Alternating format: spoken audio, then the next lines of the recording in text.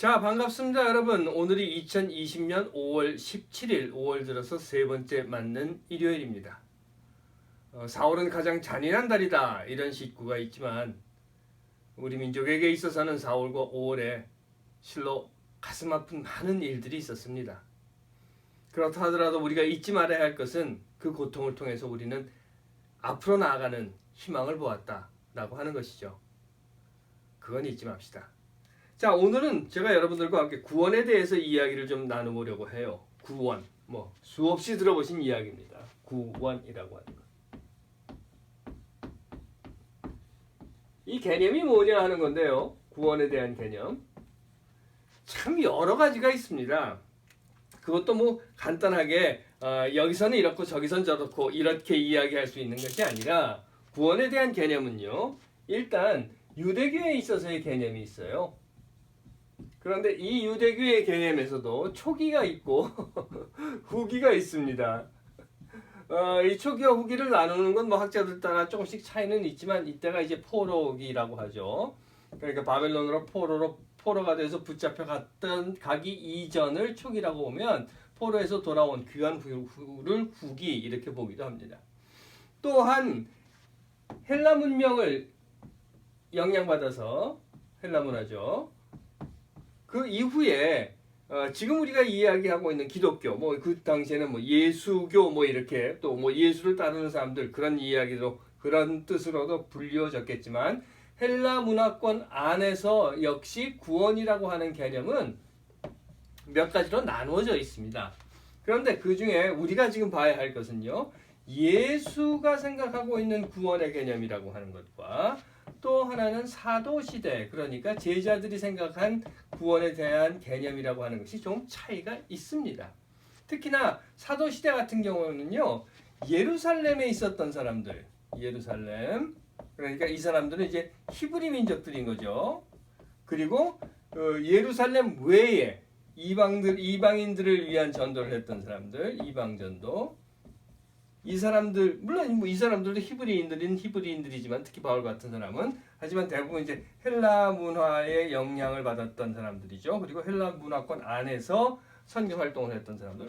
지난번에도 제가 그림을 그려드렸습니다. 이렇게 갈릴리가 있고 이렇게 돼 있으면요, 사해가 있으면 여기가 지중해고 여기가 예루살렘 아닙니까? 그러니까 이 예루살렘을 중심으로 해서 기독교라고 하는 것, 예수교라고 하는 것을 전파했던 사람들, 이 대표적인 게 누군가 하면 베드로죠. 그리고 이 예루살렘 외에 소아시아와 이제 로마를 향해서 갔던 이 지역에 기독교를 전파했던 사람, 그 대표적인 사람은 바울이고요. 이 사람들이 가지고 있었던 구원에 대한 개념 역시 차이가 있다는 겁니다. 하지만 이 모든 걸 다 제가 여러분들께 지금 말씀드릴 수는 없고 또 다 아실 필요도 사실은 없을 것 같아요. 그래서 이런 배경을 가지고 오늘 제가 여러분들과 함께 나누고 싶은 이야기는, 그러면 예수가 가지고 있었던 구원의 개념은 뭐냐라고 하는 거죠. 어디에서 찾아볼 수 있겠습니까? 그렇습니다. 복음서에 나오는 거죠. 자, 그러면 볼까요? 복음서에 나타나 있는 예수의 구원의 개념. 이건 뭔가 하는 겁니다. 여기서 제가 한 가지 말씀드릴게요. 복음서 이후에도요, 그러니까 사도 시대에, 초기 기독교 시대에도 바로 이 구원이라고 하는 이야기들은 계속해서 나왔던 겁니다. 어디서 볼 수 있느냐고요? 여러분들 요즘도 자동차 뒤에 이런 거 달고 다니지 않습니까? 이렇게 물고기가 좀 이상하게 생겼네요. 자, 다시 한번 그려볼게요. 물고기 이렇게요. 그래서 꼬리 이렇게 있고 이렇게, 하여튼 그렇습니다. 이렇게 물고기 모양을 해서 달고 다니잖아요. 그런데 이 물고기라고 하는 것을 달고 다니는 이유가 뭔지 여러분들 이미 알고 계시죠? 그렇습니다. 기독교인이라고 하는 것을, 그러니까 나는 예수를 믿는다라고 하는 것을 징표로, 표시로 만들어내는 것이 바로 이 물고기 모양이었습니다. 근데 이 물고기라고 하는 그리스어가요, 익투스예요. 익투스. 그래서 이 안에 어떤 보면 물고기 모양만 있는 것도 있고 어떤 건 이렇게 익투스라고 써 있는 것도 있습니다. 이 익투스라고 하는 게 무슨 내용인가 하면요. 물론 익투스라고 하는 단어 자체는 물고기란 뜻입니다. 그런데 요 첫 글자 그리고 첫 글자들을 따서 이렇게 돼 있어요. 익투스 이렇게 돼 있는 겁니다. 그리고 이 첫 글자를 따가지고 예수스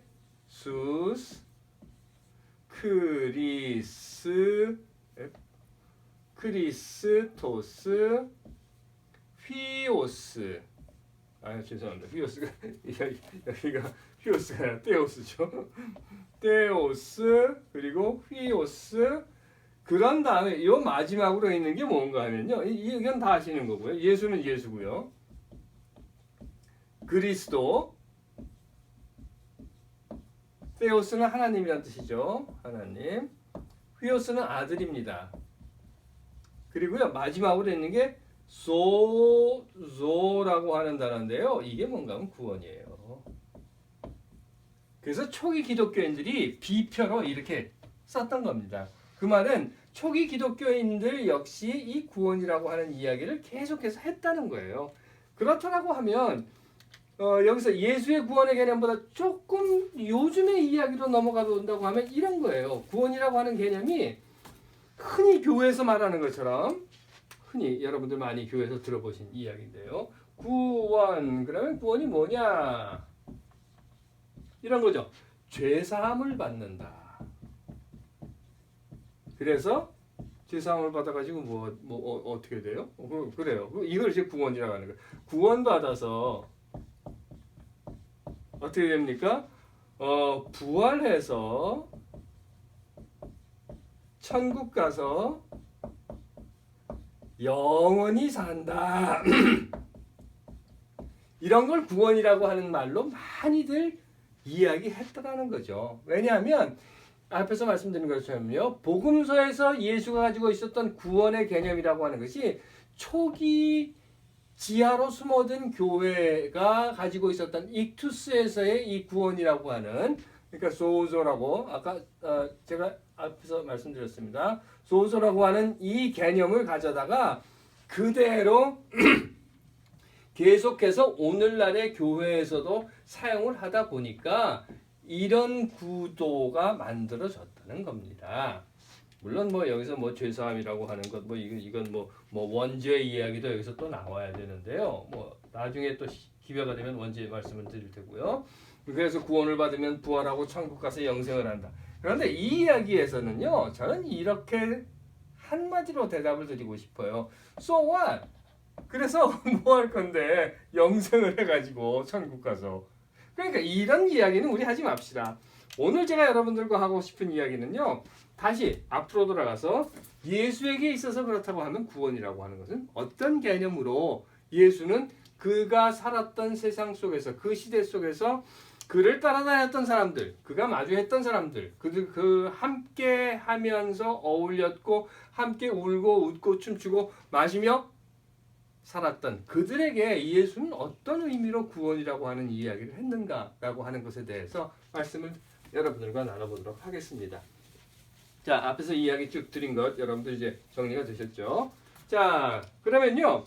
예수가 구원이라고 하는 단어를 많이 사용해요. 이런저런 부분으로 많이 사용을 하는데 직접적으로 마주 대하는 사람들과의 대화 속에서 관계 속에서 구원이라고 하는 단어를 어떻게 쓰는가? 여러분들도 많이 들어보신 이야기인데요. 이렇게 이야기를 합니다. 내 믿음이 너를 구원했다. 이렇게 말이죠.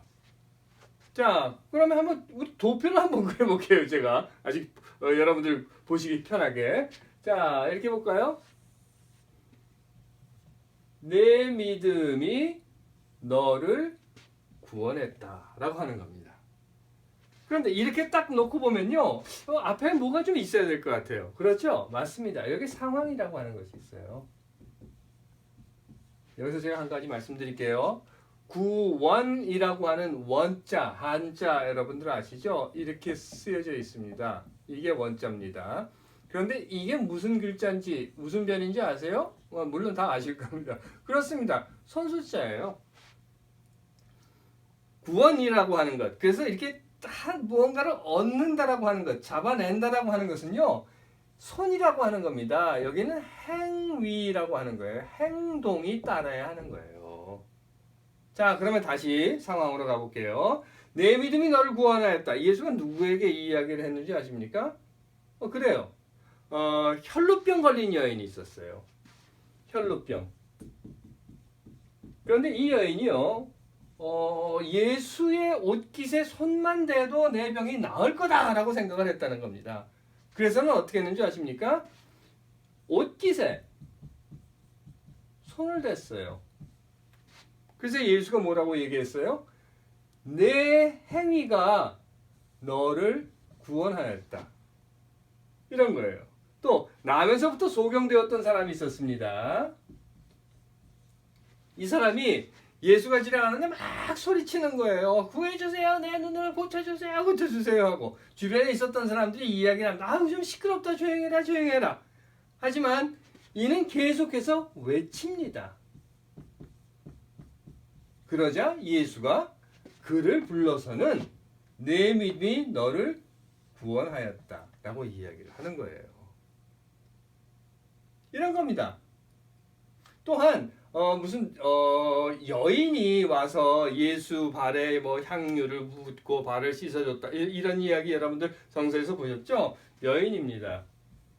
그런데 이 여인을 누가복음에서는 뭐 죄 많은 여인, 뭐 죄 지은 여인 뭐 이렇게 이야기를 해요. 근데 뭐 죄라고 하는 이야기 저도 그렇게 하고 싶어하는 이야기가 아니니까 여하튼간에 이 여인이 어떻게 했습니까?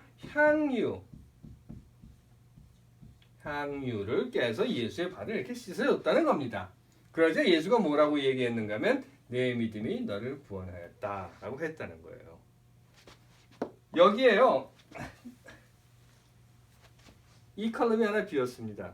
왜 비어놨는지 아십니까?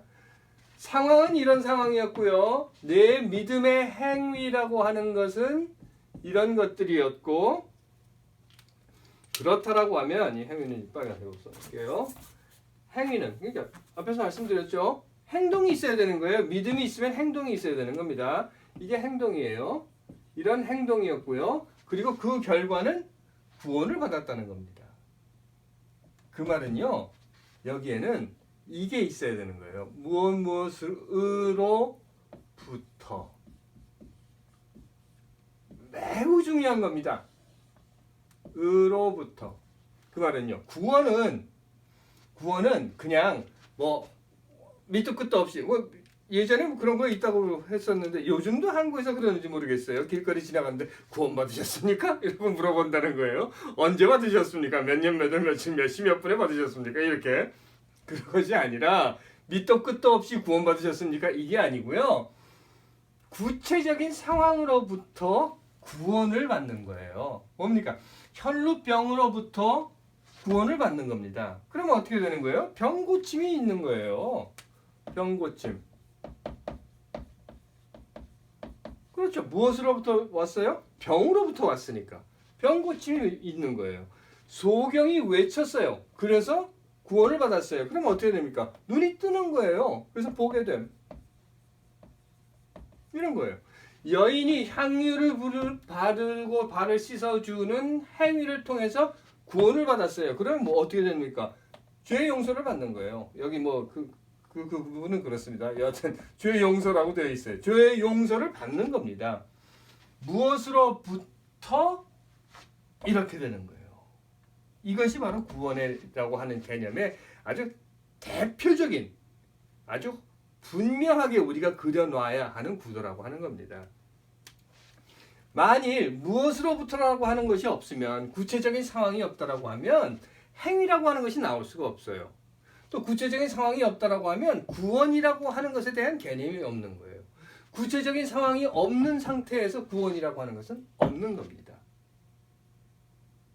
그런데요. 여기에 컬럼 하나를 제가 이렇게 더 그어볼게요. 이렇게. 자, 그러면 이거 한번 볼까요? 상황, 내 믿음, 너를 구원으로부터 그리고 여기는요. 다음이라고 하는 게 있는 거예요. 후. 이후에요. 자 봅시다. 혈루병 걸린 여인이 옷깃에 손을 댐으로 해서 구원받아서 병 고침을 받았습니다. 병 한 번 고치고 나면 그 다음엔 안 걸려요. 그렇죠? 여기 다시 또 병 걸릴 수 있는 거예요. 소경이 외침으로 구원을 받아서 눈을 보게 됐습니다. 그러면 한번 눈 딱 떴으니까 이제 끝난 겁니까? 여인이 향유를 바르는 것으로 구원을 받아서 죄 용서를 받았습니다. 그러면 다시 죄 안 져요? 오죽했으면 예수가 그랬겠습니까? 시험에 들지 않게, 유혹에 빠지지 않게 매일 기도해라. 우리 사는 게 그런 거예요. 자, 이 말씀 드렸고요. 그렇다고 하면 우리 역사 속에서 우리는 구원을 받았는가? 라고 하는 것 제가 여러분들과 한번 이야기를 나눠보도록 할게요. 상황, 무엇으로부터, 행동으로부터 구원을 받아서 어떻게 되었는가 하는 겁니다. 일제, 침략. 일제로부터 강점을 당했었죠. 어떻게 했습니까? 독립운동. 수없이 많은 독립투사들이 자신의 목숨을 내놓고 독립싸움, 독립운동을 했어요. 독립투쟁을 했습니다. 그 결과가 뭐죠? 내 믿음으로 해방이라고 하는 구원을 얻게 됐어요. 무엇으로부터? 일제로부터. 다음 볼까요? 해방됐습니다. 이승만이라고 하는 자가 나왔어요. 이승만의 이 독재 정권을 없애기 위해서 수없이 많은 사람들이 희생을 당했고 마침내 4.19 이 어린 학생들의 피로 인해서 이승만을 축출했습니다. 이게 구원이에요. 그렇죠? 무엇으로부터? 이승만으로부터. 이승만 독재로부터. 또 누가 있었습니까? 박정희. 군사 쿠데타를 일으켰고 그리고 반헌법적이고 반인륜적인 무엇입니까? 그렇죠. 여러분들 잘 아시는 유신이라고 하는 걸 하죠. 그 유신 독재가 어떤 행위로? 그래요. 11.6. 김재규의 행위로 어떻게 됐습니까? 종식되었습니다. 무엇으로부터? 박정희로부터. 뭐예요? 다음? 그래요. 전두환.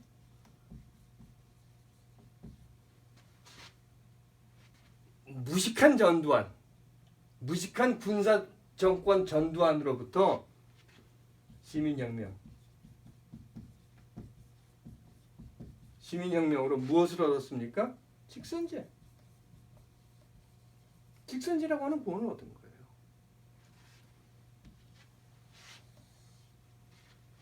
그 후에 또 있죠. 네. 나가봅시다. 김영삼, 김대중 지나고 난 다음에 이회창이 나왔어요. 이 이회창이라고 하는 건 뭔지 여러분들 아시죠? 그 이회창이 대표하고 있는 것은 적폐로의 회기입니다. 그렇지 않습니까? 친일과 독재의 발가락을 빨아서 먹고 살던 독재로의 회기라는 거예요. 이 회기를 어떻게 했습니까? 여러분들 아시죠? 민중들이 일어섰어요. 그래서 노무현으로 구원을 받았습니다. 그 후에는 어떻게 됐어요? 또 나오죠? 예. 뭐 이명박 지나가고 이렇게 합시다. 박근혜. 무슨 일이 있었죠? 맞습니다. 촛불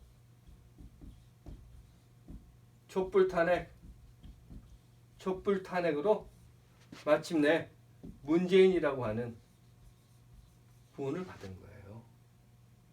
무엇으로부터?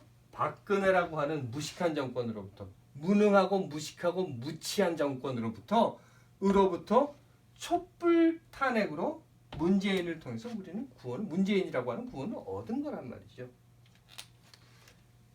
여기에 칼럼 하나 더 제가 비워뒀다고 했죠? 뭡니까? 이런 거예요. 그러면 일제 독립투사들로 인해서 해방이라고 하는 구원을 얻었습니다. 어떻게 됐습니까? 그 다음에 끝났나요? 아니죠. 끝나지 않았잖아요. 어떻게 됐습니까? 노독술 같은 것들이 다시 등장했습니다. 친일 경찰들이 다시 등장했습니다. 회기예요, 회기. 이거는 2차 일제강점기입니다. 그렇죠? 이승만으로부터 시작해서 이승만으로부터 4.19 희생으로 이승만을 축출하는 구원을 얻었는데 그 다음에 어떻게 됐어요? 박정희가 나왔어요. 박정희를 11.6으로 인해서 종식시켰더니 누가 나왔습니까? 전두환이 나왔습니다. 전두환을 시민혁명으로 직선제를 마침내 이루어서 구원을 얻었더니 뭘 했어요? 노태우가 달랑 집어먹었습니다.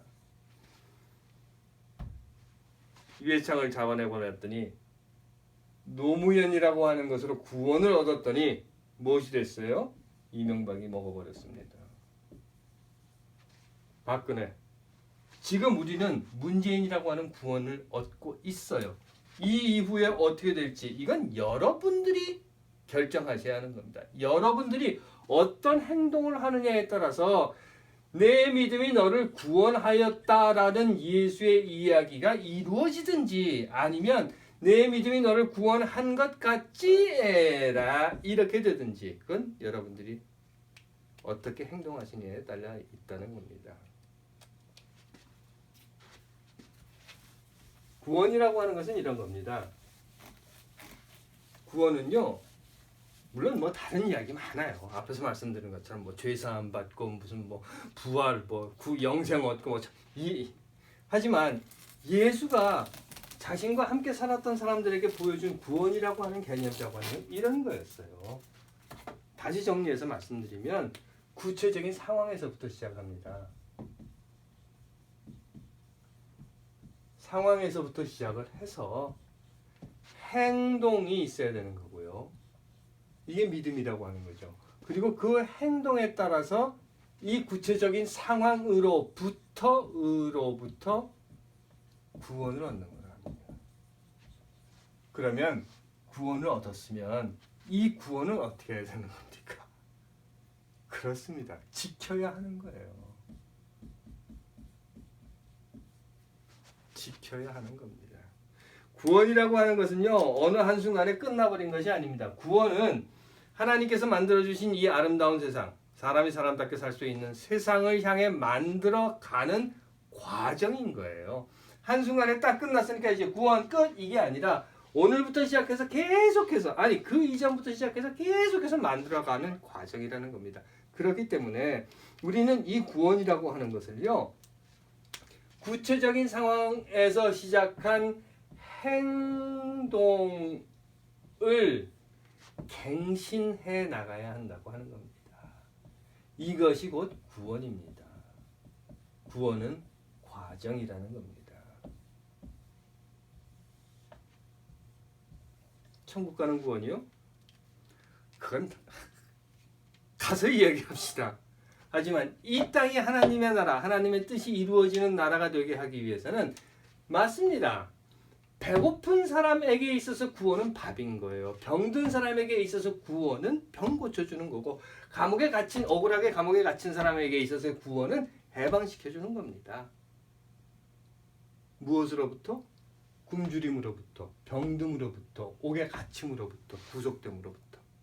그리고 그것은 계속해서 갱신되어야만 이 구원의 과정이 점진적으로 완성이라고 하는 것으로 다가갈 수 있다는 겁니다. 이거 잊지 맙시다, 여러분. 구원 한순간에 끝나버린 것이 아니라 오늘도 우리는 계속해서 구원의 과정을 겪어가야 하고 또한 갱신해 가야 한다고 하는 것. 앞에서 제가 4월, 5월 말씀을 드렸어요. 4월은 참 5월은 더해서 화창한 봄날입니다. 맞습니다.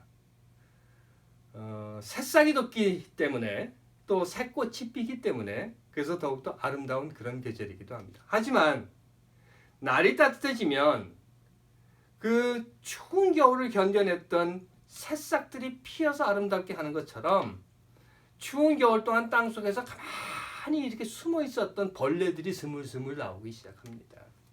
우리가 이 구원이라고 행동을 계속 갱신하지 않으면 이 벌레들이 적폐충들이 다시 나와서 이 우리가 만들어 놓은 앞에서 제가 차트로 보여드렸잖아요. 구원이라고 하는 것을 얻었지만 결국은 다시 적폐충들에 의해서 구원이라고 하는 것이 죄악으로 빠지게 되는 것. 예전에 우리가 구원을 얻기 위해서 그렇게 애를 썼던 그 구체적인 상황으로 다시 되돌아가 버리고 마는 것을 우리는 역사 속에서 이미 알고 보았고 또한 느끼고 있는 겁니다. 그러하기에 여러분, 봄이 됐죠? 슬금슬금 적폐충들이 이제 나오기 시작하죠? 그렇습니다. 여러분들이 보이시는 대로 이 파리약을 뿌리시든지 무슨 뭐 바퀴벌레 약을 뿌리시든지 하지 않으시면 구원은 완성으로 가지 못하는 겁니다.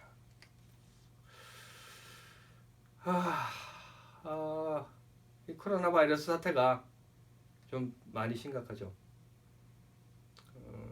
저는 대한민국이 사실은 이 코비드-19에 있어서 구원을 받았다라고 생각을 했었어요. 그런데 여러분들 아십니까? 대한민국에서 코비드-19으로 사망한 숫자가 260명 정도 돼요. 미국은 얼마인지 아세요? 이번 달 안으로 10만 명 될 거라고 해요. 10만 명이라고 하는 그냥 숫자 10만 이러니까 100 000 이렇게 써놓고 그냥 10만이라고 읽을 수 있지만 10만이라고 하면요 어느 정도의 숫자 이 사람인가 하면 지금 세종시가 한 30만이 좀 넘어요. 세종특별시라고 하나요? 세종시가 그렇다고 하면 세종시와 비교를 해보면요 세종시에 살고 있는 3명 중에 1명이 죽었다는 이야기예요. 그런데 우리는 대한민국은 260명인가 230명인가 하여튼 뭐 이 정도 사망자가 있습니다. 이거 구원받았잖아요. 뭡니까? TNT라고 여기 미국 사람들 계속 얘기해요. 사우스 코리아의 TNT. 이걸로 성공을 했다. T는 뭔가 하면 테스트예요. 테스트 앤 트레이스. 뭐죠? 트랙. 네. 테스트 앤 트랙. 테스트하고 그리고 그걸 뭐라고 불러야 되나? 여하튼 간에 이렇게 따라가서 그 흔적을 따라가는 조사? 하여튼 여하튼 그렇습니다. 테스트 앤 트랙으로 우리가 사우스 코리아는 성공을 했다라고 얘기를 합니다. 그런데 이렇게 구원을 받았는데 또 어떻게 됐다고요? 다시 말씀드립니다. 구원이라고 하는 것은요. 구체적인 상황으로부터 시작해서 행동을 통해 무엇으로부터 구원을 받아야 하는 것이고 이렇게 받은 구원이라고 하는 것은 과정을 통해서 지켜가는 완성을 향한 과정을 통해서 지켜가야 하는 거라고 하는 것. 갱신하지 않으면 구원이라고 하는 것은 다시 교회에서 얘기하는 대로 기독교에서 얘기하는 죄의 구렁텅이로 빠져버리고 마는 겁니다. 잊지 맙시다 여러분. 구원은 완성을 향해 가는 과정이며 그 과정은 여러분들이 행동으로 매일 갱신해 나가야 하는 겁니다. 자 오늘은 여기까지 하고요. 다음 주에는 또 다른 주제로 여러분들 찾아뵙도록 하겠습니다. 한 주간 건강하십시오.